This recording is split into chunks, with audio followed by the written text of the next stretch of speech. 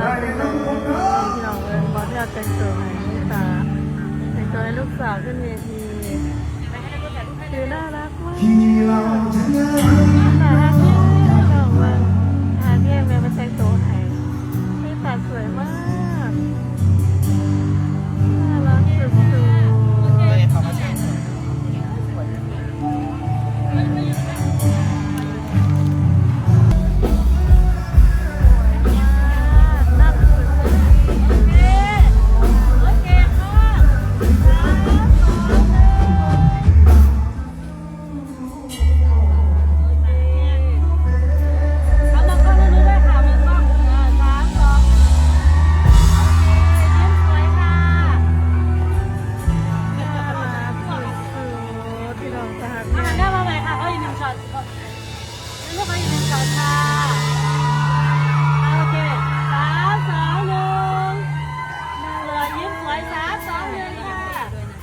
เดินเหมือนเดินแบบ